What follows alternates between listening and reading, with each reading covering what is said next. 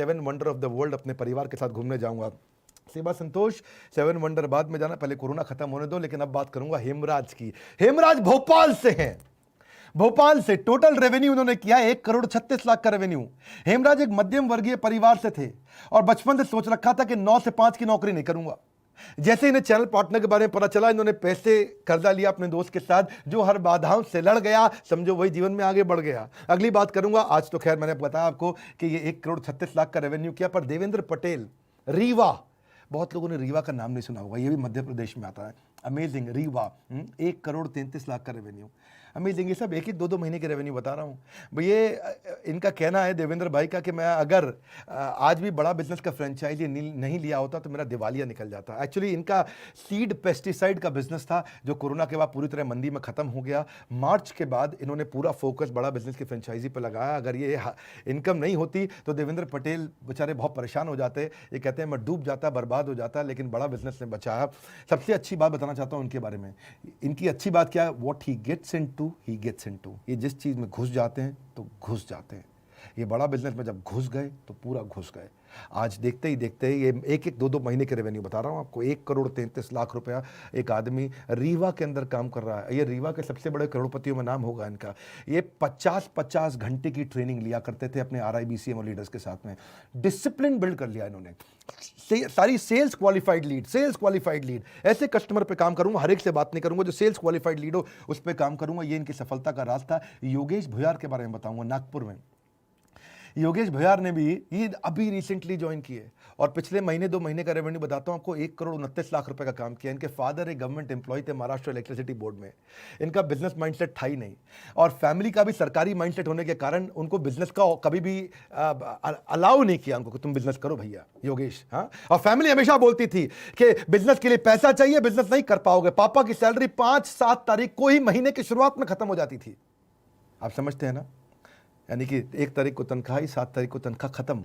और चाचा जी उस समय बिजनेस किया करते थे इनके, वहाँ उनके पास बंगला गाड़ी थी और बड़ा अच्छा पैसा कमा रहे थे। तो ये सोचते थे मेरे पापा मेरे चाचा, मैं बनूंगा। अब देखो ऐसा करूंगा कि मेरे पिताजी का भी सर एकदम गर्व से उठेगा। फैमिली प्रेशर के चलते शुरू में ये वो आदमी जिसने 2,500 रुपये महीने की नौकरी करी थी। एक स्टील कंपनी में बाद में ट्रेनिंग इंजीनियर के रूप में 5,000 रुपये महीने की नौकरी करी थी। योगेश को मैं बधाई दूंगा कि देखते ही देखते आज आपने बड़ा बिजनेस की फ्रेंचाइजी ली। 1,29,00,000 रुपये का आपने काम किया। नागपुर में बड़ा बिजनेस की फ्रेंचाइजी लेने का आपने डिसीजन लिया। वो जो शोर मचाते हैं भीड़ में, भीड़ ही बनकर रह जाते हैं। वो जो शोर मचाते हैं भीड़ में, भीड़ ही बनकर रह जाते हैं। वही पाते हैं जिंदगी में कामयाबी जो खामोशी से अपना काम कर जाते हैं। ये खामोशी से काम कर गए। आज आपको लखनऊ के बात बताऊंगा, मेरा जन्म स्थान है लखनऊ में। सन 1982 5 अप्रैल के दिन मेरा जन्म हुआ था। थोड़ा जुड़ाव तो है लखनऊ से। और बात किसकी बताऊंगा? बृज किशोर की। बृज किशोर का स्ट्रगल भी ऐसा ही था। जन्म के साथ ही इनका स्ट्रगल शुरू हो गया। इनके पिता का देहांत हो गया था, पैसे नहीं थे इनके पास, बहुत स्ट्रगल किया। ये अनाथ की तरह थे। हालांकि माँ ने इनके लिए बहुत कुछ किया, पर आप समझ सकते हैं पढ़ाई लिखाई के समय में बृज किशोर, मुझे मालूम है आपके बारे में, आप फीस नहीं दे पाते थे और आपको क्लास के बाहर खड़ा कर देते थे। स्कूल की फीस ना दे पाने के कारण जब आपको क्लास के बाहर खड़ा किया जाता था तो वो बेइज्जती आपके मन में छप गई थी। और वो बाहर खड़ा रह करके आपने हार नहीं मानी। ना संघर्ष ना तकलीफ तो खाक मजा है जीने में। बड़े बड़े तूफान थम जाते हैं जब आग लगी उस सीने में। ऐसी आग इनके सीने में लगी थी।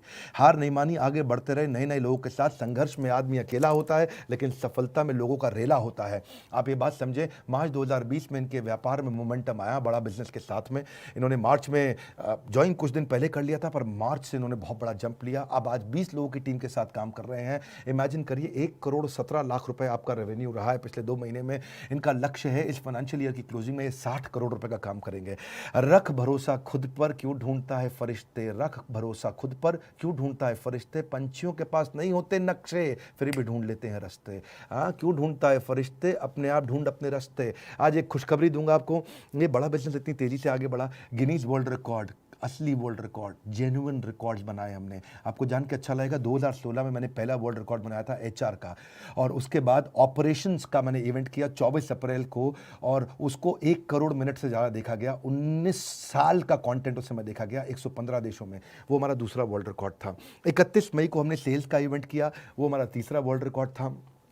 27 जून को हमने स्ट्रैटेजी का इवेंट किया, वो हमारा चौथा वर्ल्ड रिकॉर्ड था। और 15 अगस्त को हमने स्टार्टअप का इवेंट किया, आपने अटेंड किया थोड़े दिन पहले, वो हमारा 5वां वर्ल्ड रिकॉर्ड था। आपको जान के अच्छा लगेगा कि सेल्स के इवेंट को 76 साल की का टोटल अगर आप टाइम ड्यूरेशन देखेंगे, इतने साल का कंटेंट इसमें देखा गया है। और हर बार लगभग 125 से ज़्यादा देशों में इस कंटेंट को देखा गया। 5 वर्ल्ड रिकॉर्ड बनाने वाली बड़ा बिजनेस दुनिया की एकमात्र ट्रेनिंग कंपनी है। वैसे तो इस वर्ल्ड रिकॉर्ड पे बड़ा बिजनेस का नाम है, पर ये बड़ा बिजनेस का नाम असली नाम नहीं है, इसमें भारत का नाम होना चाहिए, क्योंकि ये भारतवासियों ने मिल करके बनाया वर्ल्ड रिकॉर्ड है। ये सब मैं आप ही लोग को डेडिकेट करना चाहता हूँ। मैंने तो बहुत स्ट्रगल किया, पर एक बात पक्की है, मेरा यही अंदाज कुछ लोगों को खलता है कि इतनी ठोकर खाने के बाद भी ये आदमी सीधा कैसे चलता है। हालात वो ना रखें जो हौसलों को बदल दे, हौसला वो रखें जो हालातों को बदल दें।